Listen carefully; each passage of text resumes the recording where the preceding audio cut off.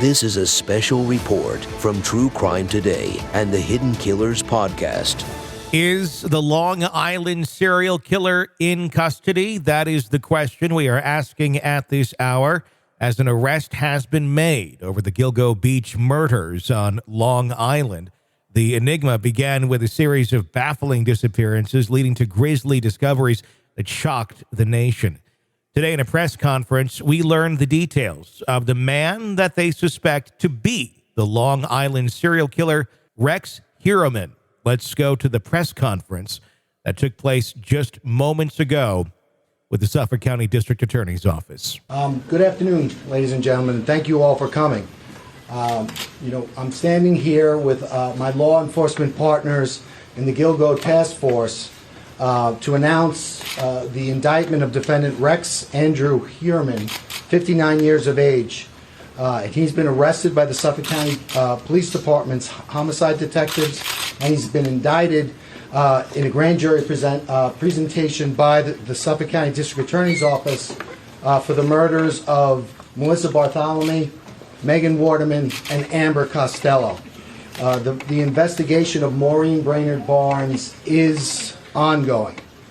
These young women went missing between July of 2007 and September of 2010. They were found in December of 2010 by the Suffolk County Police Department, and then there was nothing, absolutely nothing. For the next 13 years, their cases went unsolved until today. When I took office in January of 2022, I made Gilgo a priority. I made Gilgo a priority before I took office.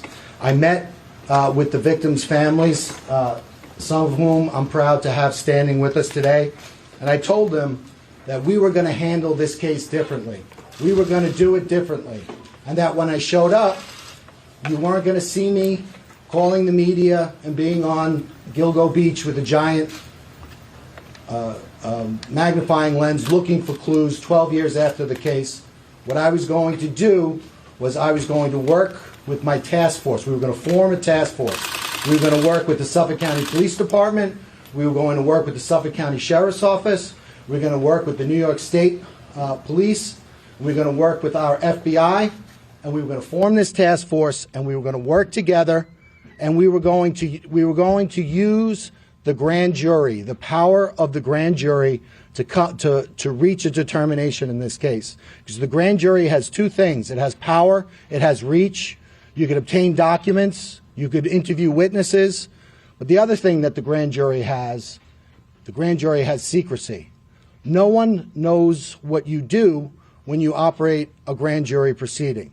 And we knew that when we were investigating this case and when we dealt with the media or whatever it was we were doing, we were playing before a party of one, because we knew the person responsible for these murders would be looking at us. So we were very careful how we handled the investigation. We maintained the integrity of the investigation. Most importantly of all, we maintained the secrecy of that investigation, and I think that's paid dividends as we've seen today. Now, I think that when we had the task force, the first thing we did, got together with Suffolk County Police Commissioner Rodney Harrison, and we formed the task force. Our first meeting was February 1st of 2022. And what we did, all of the agencies here, we made the commitment. We were going to take our most talented investigators. So in the District Attorney's Office, we took ADAs, myself included. We took analysts. We took detective investigators. And they worked on a daily basis with other talented investigators from all of the agencies here.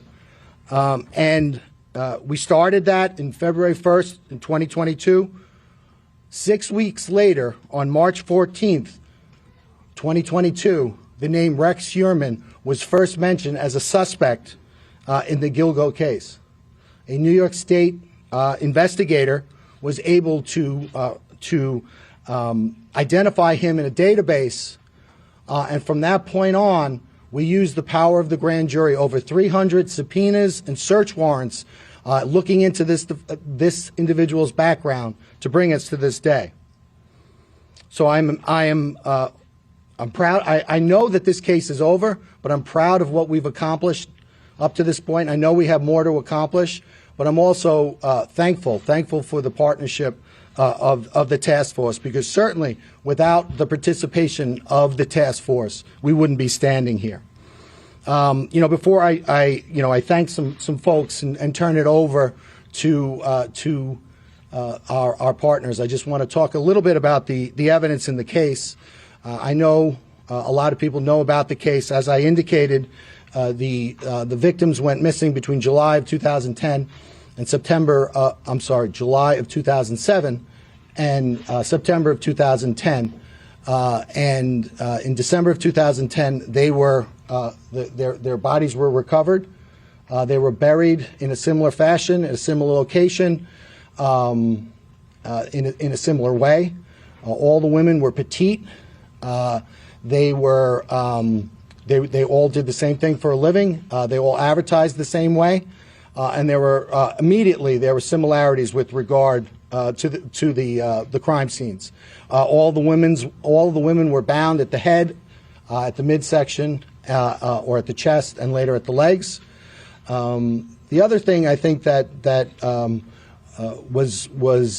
been talked about in the media was they were bound by burlap. That has taken a life of its own in the media, and the burlap has been described or thought to be the burlap that's used at a nursery for. That's not the burlap that was used in this case. The burlap was camouflage burlap used for duck blinds of hunting. Obviously it was used to purposely hide the bodies. One thing that became immediately apparent was at the time of each of the murders, the murderer, the defendant Heuermann, he got a cell phone and a burner phone, which is prepaid and anonymous. And for each of the murders, he got an individual burner phone, and he used that to communicate with the victims. Then shortly after the death of the victims, he then would get rid of the burner phone. And right away in December of 2012, FBI CAST analysts, special agents with the CAST unit of the FBI, they immediately began looking at that cell site data. They compared the victims' phones with the burner phones, and they immediately honed in on some similarities, specifically in the Massapequa Park area.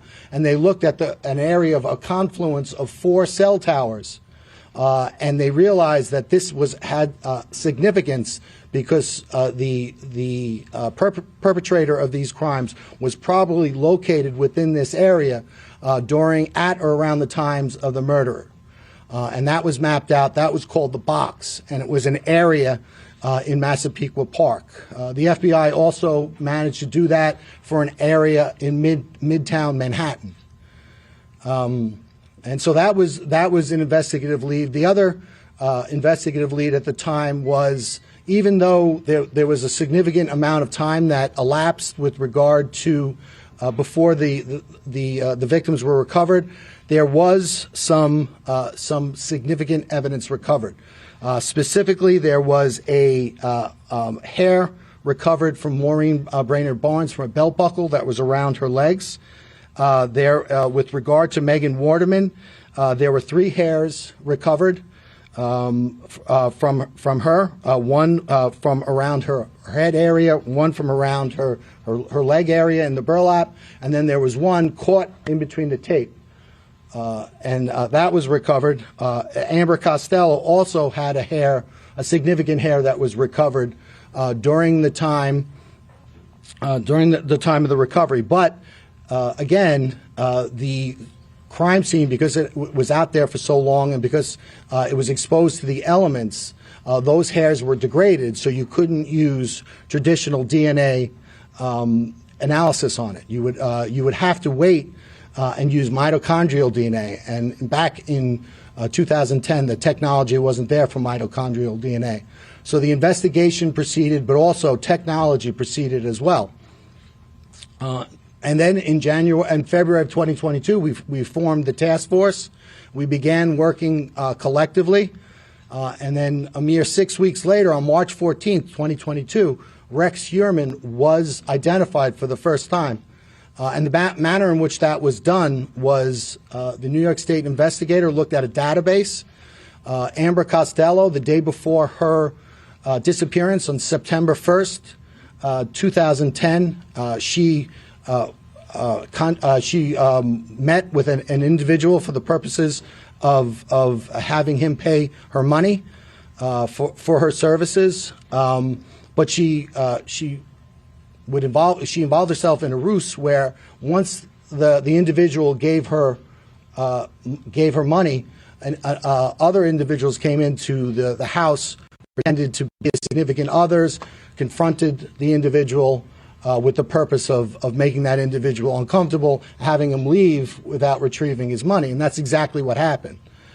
So that individual was identified as a person who was between 6'4" and 6'6", a large man, thickly built, not necessarily overly muscular, but just a naturally big person with glasses, white, and dark hair.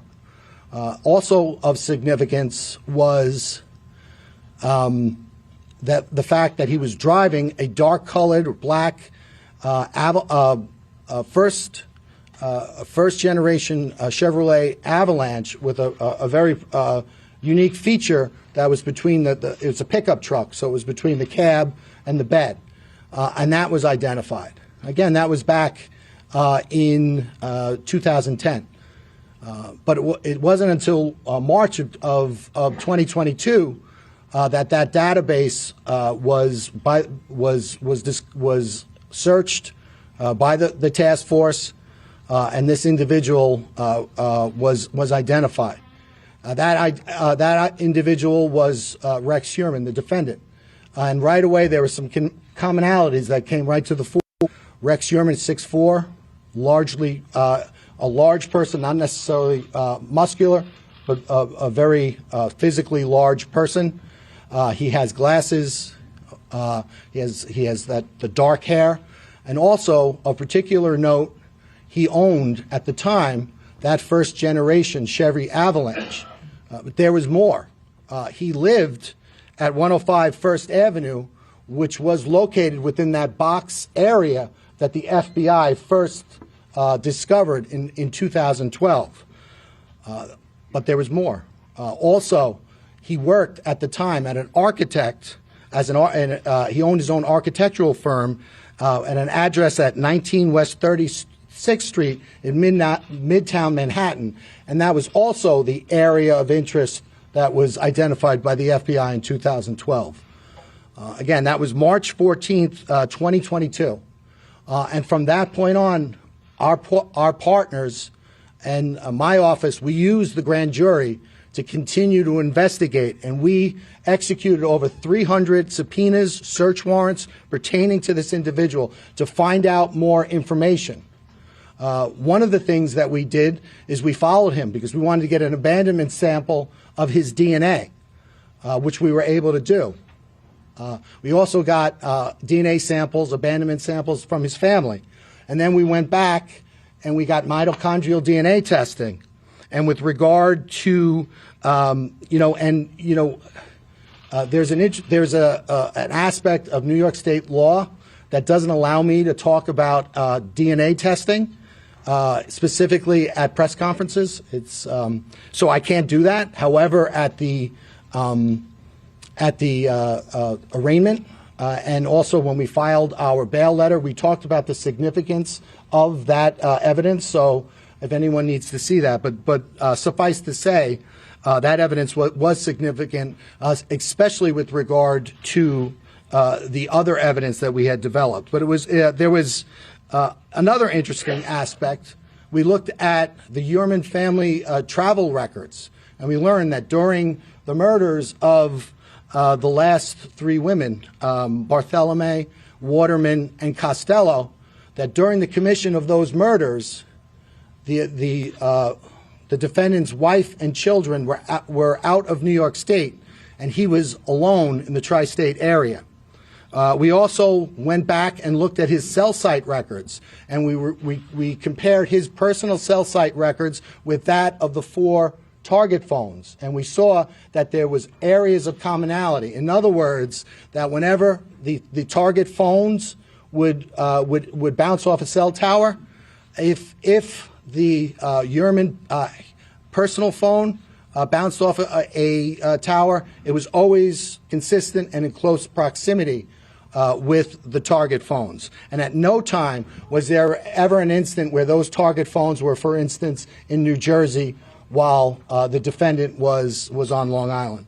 So that was completely consistent. The other thing that we looked at was we looked at his use of burner phones, and we followed, using the grand jury, using the great investigative help from our partners, we followed his use of burner phones. We were able to identify 7 separate burner phones that he used. We were able to use fictitious or fraudulent email addresses and get Google warrants, and from there we got his searches. And we learned what the defendant was searching. In a 14-month period, he had over 200 searches pertaining to the Gilgo investigation. Not only was he looking at investigative insight, he was trying to figure out how is the task force using cell phones to try to figure out what's happening. What are the developments with regard to the task force? And this really supported our decision to keep our investigative focus secret, because we knew that one person would be watching, and we didn't want to give him any insight into what we were doing, and we also didn't want him to know just how close we were getting. So we maintained the grand jury secrecy, and we maintained the integrity of our investigation. In addition to those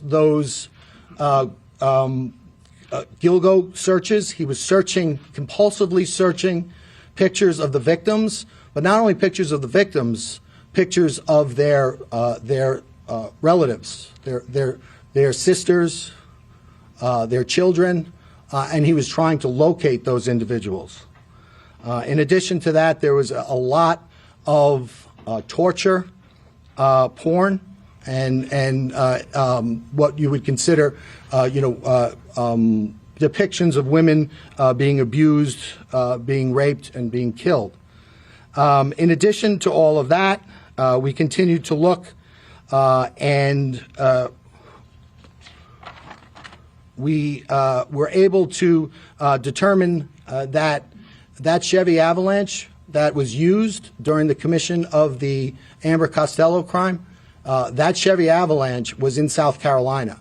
And again, with the help of our partners, we were able to seize that Chevy Avalanche pursuant to a search warrant, and we're certainly going to analyze that. In addition to that, pursuant to the arrest of the defendant last night by the Suffolk County Police Department, we obtained one of his burner phones, his last burner phones.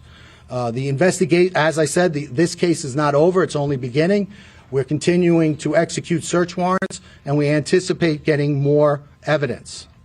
Before I turn it over to my partners, I want to thank a lot of people in the room. First and foremost, I want to thank the victims in this case.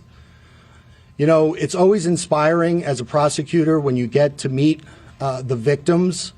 And while sometimes our defendants could embody the very worst of humanity, it seems that invariably our victims embody the very best of what it means to be human. And in this case, it was no different. I've gotten to know the families, and I'm inspired by them, and I'm impressed by their patience and by their dogged persistence in not only supporting their lost sisters or mother or daughter, but also really, really standing for victims everywhere. So I want to thank them all so much, and I want to let them know that we're going to continue to work this case. The next thing I want to do, I just want to thank our partners. I want to thank Suffolk County Police Commissioner Rodney Harrison. We said it was a change, and when we talked about not going before the media, if you see, Rodney did go before the media, but it was always in a very controlled manner, and it was always with a controlled purpose. Again, we did that because we knew we were playing before an audience of one person. And so I want to thank Rodney for his partnership. Most importantly, I want to thank Rodney for his integrity. I think in the past, the reason why these various investigations fell short was because there was a lot of outside influence, a lot of people who had nothing to do with the investigation, nothing to do with the investigation or any of the agencies that were actually handling the investigation. They still asserted pressure on those investigations. That did not happen with our task force. Our task force was run by our members, and we did what we thought was in the best investigative steps and what was in the best interest of the investigation. So I want to thank Rodney for that, and his whole team. I know that we have Suffolk County Homicide here, Kevin Beyer. We've got Inspector Rowan. And I know that they've been around, and I know that they're here, and I know that they stand in the shoes of their past investigators, and I want to congratulate them, and I want to thank them for their partnership. I also want to thank Sheriff Errol Toulon. Everything I said about Rodney, I could say about Errol. Errol is an unbelievable partner. He was an unbelievable partner in this case. During the pendency of this case, and one of the reasons why we had to take this case down was we learned that the defendant was using these alternate identities and these alternate instruments to continue to patronize sex workers, which of course made us very nervous. But with the help of the sheriff and his database and his analysts, we were able to continually stay one step ahead of the defendant. So thank you, Sheriff Toulon. I want to thank the FBI. I know Assistant Director in Charge Michael Brodak is here. I want to thank his entire team. When you have the FBI, not only do you have tremendous resources and insight, whether it's the Behavioral Sciences Unit, whether it's CAST, whether it's CART, which is their computer unit, but you also have the ability to seize a car in South Carolina. I can't seize a car in South Carolina without the FBI. So thank you for that, and thank you for your partnership, and thank you for your willingness to work with us. I want to thank the New York State troopers. I know Major Udis is here and his team. This case is emblematic of great cooperation, but we always get that same level of cooperation from the state police, no matter what case we're working. So I want to thank them. Their investigators did great work on this job and in this case, and we couldn't have done it without them. Lastly, I want to thank Nassau County Police Commissioner Pat Ryder. I don't know if he's here. Did he make it? This case, as I said, spans 13 years, and during that time, Pat Ryder has been our neighbor to the west. When it started, I think he was a sergeant, detective sergeant, maybe uniform sergeant, but whatever. Whenever we needed something to be done, or whenever the task force needed something to be done, Pat Ryder would do it, and he would do it quietly, without much fanfare, and we know he would keep the confidentiality of our grand jury and our investigation. So I want to thank him for that. And with that, I will turn it over to Commissioner Rodney Harrison.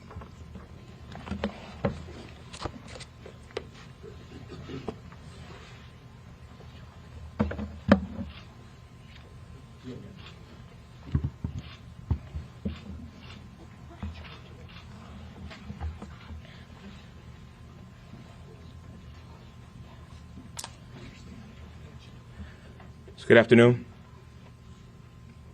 Today is a good day.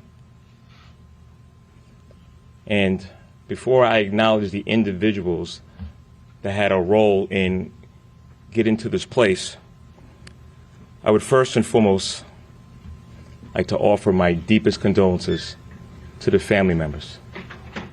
To the family members of Amber Costello, Melissa Barthelemy, Megan Waterman.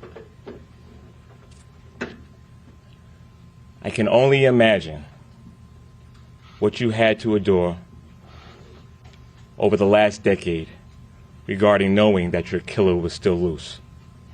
God bless you.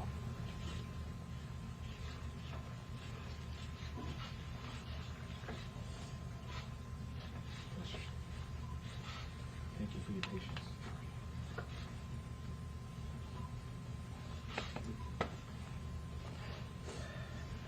So I've had the privilege of being the police commissioner nearly about 2 years now, and I have had that investigative experience in the NYPD as a detective, as the chief of detectives, and when I was going through the process of being the police commissioner, my engagement with the county executive was I was very familiar with this unfortunate homicides. And I wanted to let it be known that this was going to be our number one priority. But I also want to make this very clear, that this arrest was made by the investigators assigned to the task force. I announced during a press conference 18 months ago about a new team effort that was going to investigate the homicide, and that was going to consist of people from Ray Tierney's office, from Mike Broddock, FBI. Mike, thank you so much. State Police, Steve, appreciate your support. Dr. Earl Talon, Jr., thank you, sir. As well as the investigators from the homicide detectives in Suffolk County. Gentlemen, thank you for all you've done working together with us, making sure we are here today. I also want to thank my partner, Pat Ryder. Pat, good seeing you, man. And former NYPD Police Commissioner, Keyshawn Sewell, for providing resources to assist in the investigation that brought us here today. So, one of my first acts was to survey the scene. When I first got assigned as a police commissioner, me and Kevin Breyer went over to Gilgo Beach. I want to thank Kevin. You know, when I first met Kevin, he broke the whole case down and where we stood. He knew the case like the back of his hand. He worked tirelessly in this case. Kev was in charge of overseeing the task force since its creation, and you did a phenomenal job, Kev. Thank you.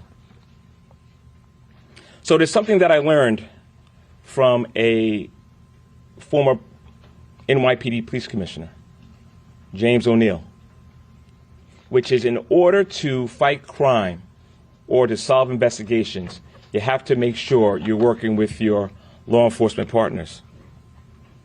The blueprint in making this arrest was a whole team effort. Everybody left their egos at the door and made sure that they brought the knowledge and the resources to this investigation. Fresh eyes on this case and the resiliency of our investigators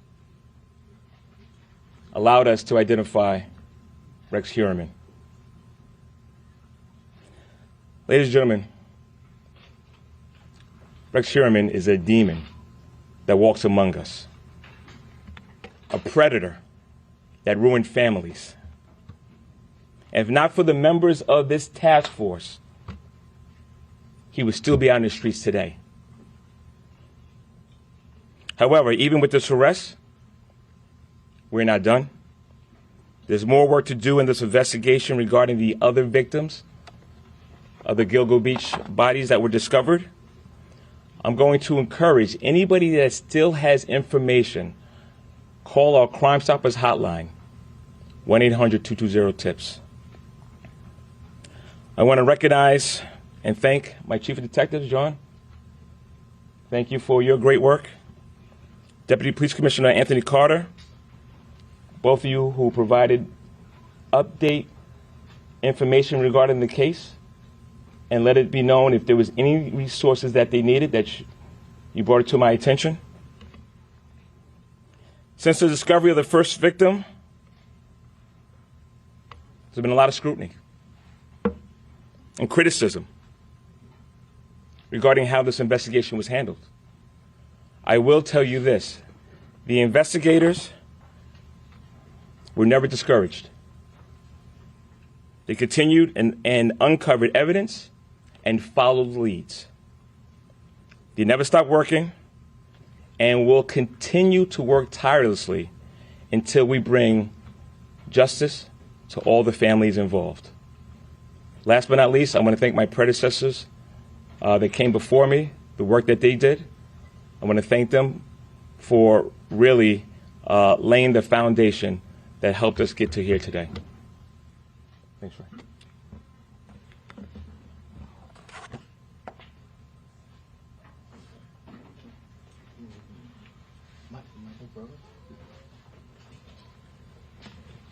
Good afternoon.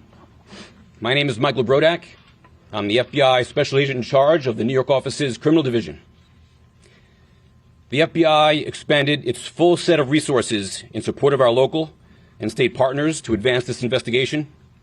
The charges show that we can overcome the most difficult challenges when federal, state, and local law enforcement work together under one task force. While nothing can fill the void caused by the loss of a loved one, through today's announcement, we are hopeful that the families of the victims begin to experience a sense of peace, closure, and justice, and that the general public feels safer knowing that an alleged killer is no longer roaming free. The actions taken today should serve as a reminder that the FBI, along with our law enforcement partners, will continue to be resolute in our determination to bring all offenders to justice, no matter how many years has passed.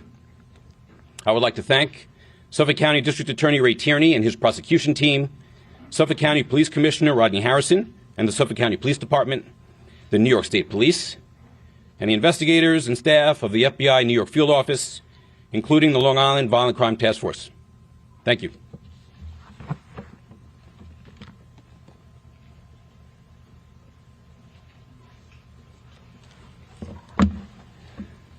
Good afternoon. My name is Dr. Errol D. Toulon Jr., and I'm the Sheriff of Suffolk County. I would profoundly like to thank the District Attorney and the Police Commissioner for including me not only here today, but for including the Suffolk County Sheriff's Office and recognizing the importance of jail intelligence. It is extremely important when you realize that we created our human trafficking unit in 2018, that there are victims in our community, and that intelligence is being shared by many of the men and women who are incarcerated today. And we have seen many disjointed investigations occur, and leading up to the leadership of these two men have really brought everything together. I am proud that today we stand here a little bit closer to bringing closure to the families and extend my deepest condolences to all of you.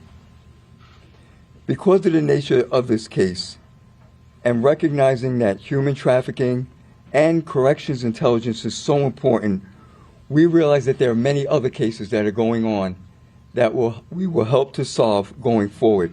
So I thank my intelligence staff and team that are here today for their diligence and their work.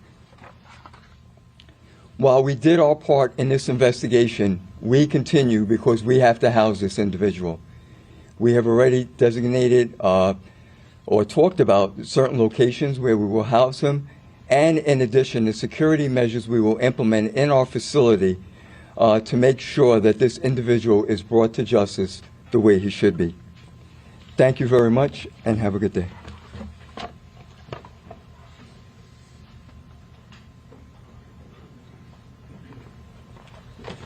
Good afternoon. I'm Colonel Richard Allen, the field commander with the State Police, and I want to start by expressing my sincere condolences to the family members that are here today. Although losing a loved one, you can never completely get rid of that pain, but hopefully these steps that are taken here today are a step in the right direction for you to start in the healing process or work through the healing process. I want to thank the members of the task force, all the agencies you see behind me. When we were approached in 2022 to be part of this task force, we were fully engaged. Glad to be part of this. We assigned investigators on a full-time basis. You know, what you see being done here today is the end game of agencies working together, as was said before, with no egos, all egos put aside, with the sole mission to find justice for these victims. You know, here in Troop L, Major Stephen Udis oversees the operations down here. He has been intricately involved in this task force since we became partners with it, and I'm going to ask him to come up and say a few words or expand upon this a little bit of our role in the task force.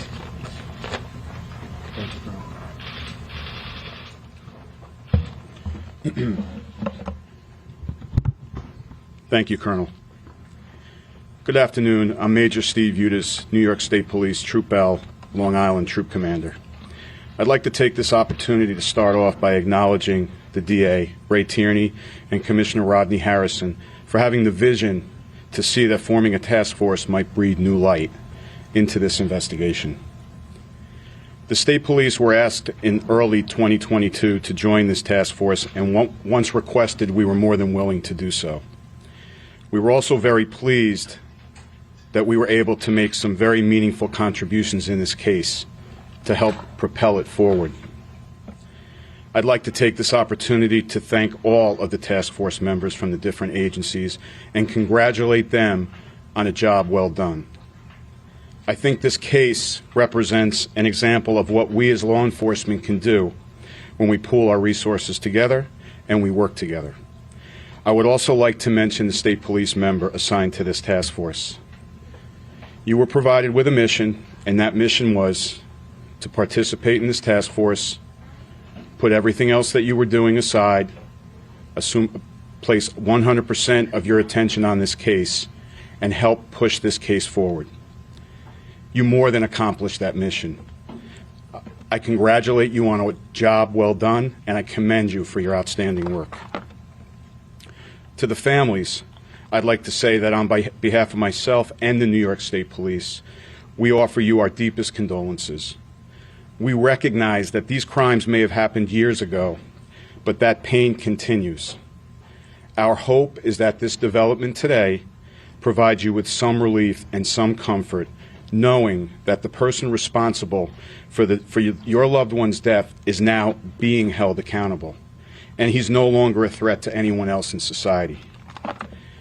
I want you to know, additionally, that the state police is not done here. We are remaining committed and will continue to support the Suffolk County District Attorney's Office, the Suffolk County Police Department, and this task force as we move into the next phase of this process. That's the prosecution. I would also like to say something to everyone watching this with us today. There's been a lot of discussion here today about charges, about the suspect, about what happened, but I would also like everybody to take the time to join with me and keep the families of the victims and the victims themselves in your thoughts and in your prayers. Each one of these victims was a family member and a loved one, and their void and their loss caused great pain, and they did not deserve this. Nobody is deserving of this. We hope this development today will bring some comfort to them as they move forward. Thank you.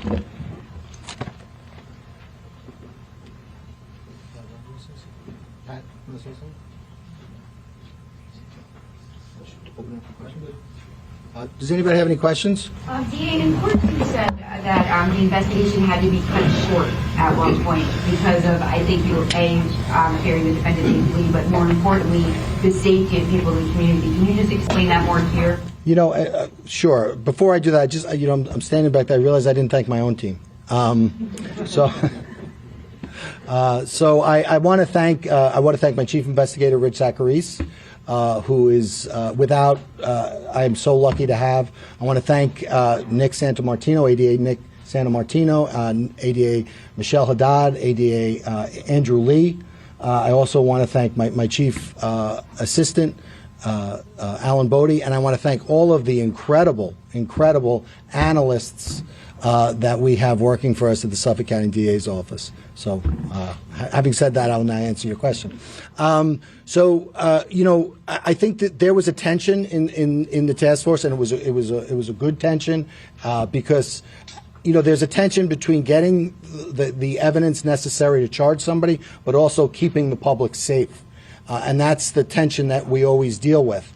So as we were working forward, we had Suffolk County PD, we had the FBI surveilling the defendant. Obviously, that can't be all the time, but we were reasonably assured with that. But this individual was a person that continued to patronize sex workers at all hours of the night.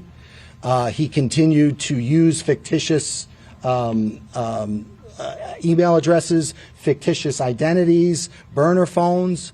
And so as we worked through the case and we got closer and closer, all of a sudden, and we built the evidence, suddenly the balance tips in favor of public safety. So, I think we all wanted as a task force to continue it, but I think collectively we felt that it was time to strike that balance and to take him off the street. So that's what we did.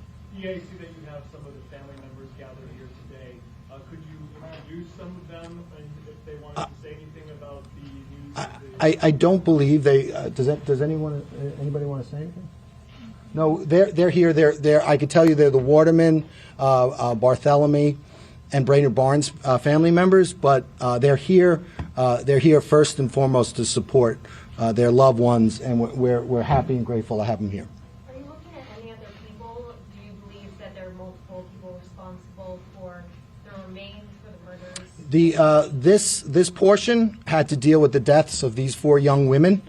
And that's what we focused on. That was what the grand jury investigation was focused on. I talked about the commonalities, and the commonalities, all of those commonalities that we talked to were unique to these 4 separate cases. So that's what we're working on. I think the other members of the task force said, we're going to continue, and continue to work and investigate and try to get a small measure of closure for all the victims' families. But for right now, this defendant, it's this defendant with these 4 victims. The other remains, is there a relationship between the person, the Heuermann, and the other remains, other than the 4 women? I'm here to talk about what we did with regard to these 4 victims, and as I opened my address by talking about the need to maintain investigative secrecy. So we are going to maintain that investigative secrecy, and when I talk about other individuals and other cases, it will be after they have handcuffs on. You mentioned that there was a New York State officer made the link with Heuermann. He looked at data, and that's when Heuermann came up shortly after the task force. Explain that. Can you talk a little more about that? So, I mean, we talked about some of the evidence that was there. Obviously the cast, that phone evidence was great evidence. And then there were other commonalities, there were other investigations. But I think one of the good things about having a task force is basically you strip it all down.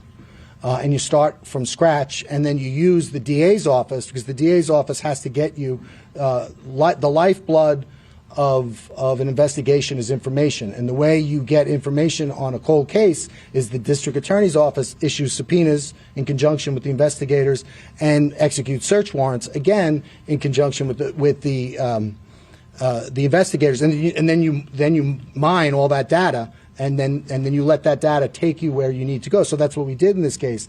And 6 weeks in, the break in the case, a significant break in the case, was the avalanche and the fact that this guy, he was described by witnesses as an ogre. He matched the description of the ogre and where he lived. Was the avalanche the link there? Was that what jumped out? Well, I mean, it was a lot of things, right? It was his physical size.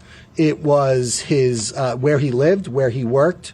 the fact that his family members were out of the country at the time of the commission of the 3 murders, the fact that he now then you start looking into him and then you start getting burner phones. Well, he has we had up to 7 burner phones. He's using these fictitious email addresses.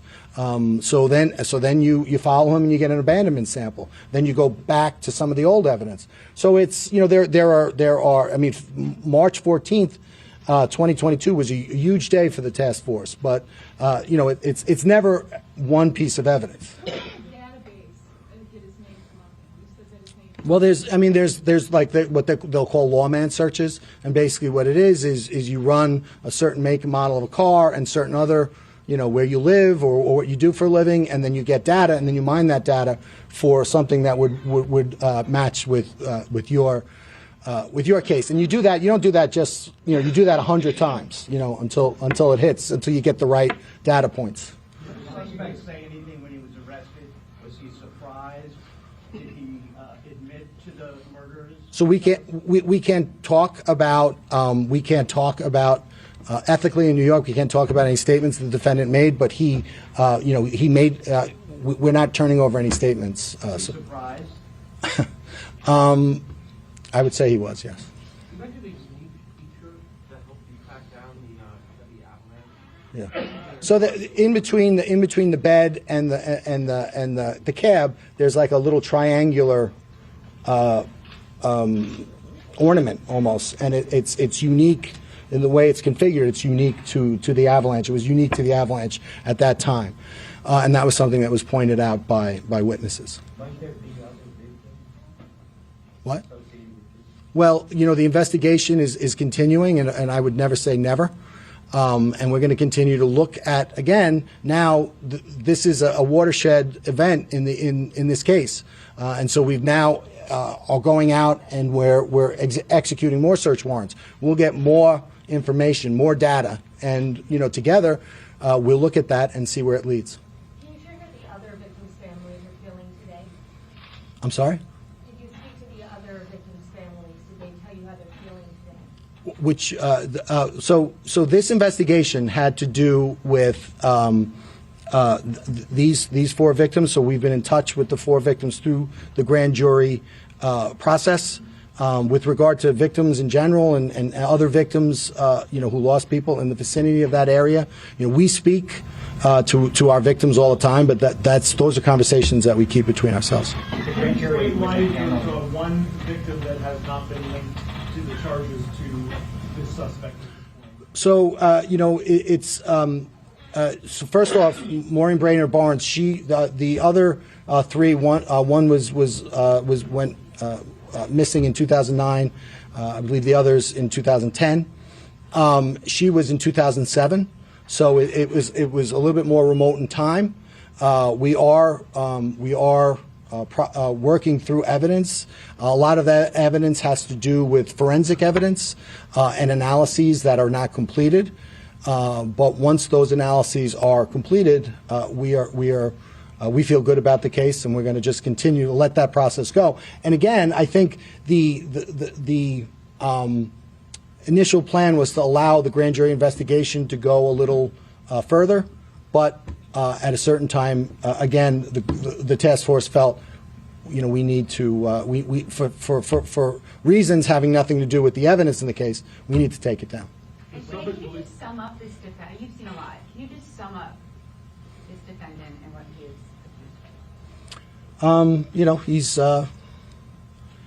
you know, it's as a prosecutor and as investigators, you know, he is charged with a crime. There are certain elements in which we need to prove that crime. We are going to prove those elements. We're going to work hard. We're going to convict him, and we're going to hold him responsible for what he did. And whether, you know, what I think of him personally, whether I like him, whether I don't like him, it doesn't matter. We are going to hold him responsible for what he did in this case. When was the grand jury in panel, and is it concluded? The grand jury is it's secret. And we're going to keep it secret, but we have an investigation, and it is continuing. There was a belt that was presented publicly by the Suffolk County Police Department a few years ago with initials on it. I think one of the initials appears to be MW, MH or WH or something along those lines. Obviously, this guy's got an H in his name. Sure does. Can you talk about that? I mean, he has an H in his name. He has, so it's, what was it, HM? Or WH? Yeah, so he's got an H in his name, and other relatives in his family have a W in their name. What that means, I don't know. And can you talk about alleged why? Alleged motive, why? I think that when you look at his internet searches, I think that provides a little insight into his state of mind. And again, we don't have to prove motive. We have to prove the elements, and that's what we're going to do. You said that he was continuing to neutralize sex workers until recently. How did you guys feel comfortable ensuring that you weren't putting these women at risk? Well, you said women. With regard to the sex workers, what we did was we had him under surveillance. We had other means of monitoring him, and again, it's a process, and that process is you have to balance the ability to find enough evidence to charge him and hold him responsible with the balance of keeping the public safe, and it's not easy. And we decided at a certain point in time that that we needed to take him down because we didn't feel comfortable with it. So that's what we did. Did the frequency of his searches or the type of his searches increase to cause you alarm? I don't think it was so much. I don't think it was so much the searches. I think that the conduct of the defendant was very consistent. I think, but the quality of our evidence was increasing by the day, by the moment, due to the great work of our task force partners. So at a certain point in time, we're like, okay, we can do this. Was there a murder weapon, or was this all by physical force? I believe the cause of death is homicidal violence. Obviously, given the length of time and the exposure to a very harsh environment, forensically there was not not a lot that could be done with the remains, other than come to that conclusion. He owned 92 guns. There was said at the arraignment that he had. He has permits for 92 guns. He has a very large safe in which guns are kept. We are continuing to execute search warrants, so I'm sure we'll have that answer shortly. There's quite a large gap between when he last defended and his arrest. Is there any concern that he committed any other crimes in that time period before the task force was set up? I'm sorry? Is there any concern that obviously he last was known to commit a crime in 2010 and it's now 2013? The task force was set up in 2022. That's quite a large gap. Is there any concern? I think there's always concerns. I think I got into office in January 22. We worked with our partners. We had our first meeting February 1st, and we worked. And March 14th was really that watershed day. And when I tell you, I'd like to brag and say that my office was really working hard, which we were. But no other agency was working any less hard than we were. Once we realized what we had and we realized the stakes, all of our partners really worked. I think if you look at the folks standing here, I don't think that, in the last 48 hours, any of us have gotten more than 3 hours sleep. Running Maureen Brainard-Barnes, how much more do you need to actually tie into that? We are going to continue our investigation, and when we are prepared, when we have concluded that investigation, we will we'll bring that to a conclusion, but we will not do it before. All right, thank you. You have one more? Okay, between all the search warrants and the subpoenas, will you ever, think that you're going to lose them? Reading between all the searching around and stuff? And I don't want to tell you, exact investigative techniques because they're, again, part of the reasons why they're effective is because people don't necessarily know what it is exactly we do. But always a concern, but given the professionalism of our partners, their diligence and their commitment, we felt good about the case or keeping the case going until we didn't, and then we took it down. Thank you. Thanks, guys. That's the press conference, and that's the latest that we have for you right here. We will continue to follow this for you and bring you breaking updates as they happen. I'm Tony Bruschi. Thanks for joining us. This has been a special report from True Crime Today and the Hidden Killers podcast. This is the Hidden Killers podcast. Want more? Start binging on all of our true crime podcasts right now through Apple Podcasts and get an ad-free experience when you sign up to be a True Crime Today Premium Plus member exclusively on Apple Podcasts. More of the Hidden Killers podcast dropping soon. Press subscribe now.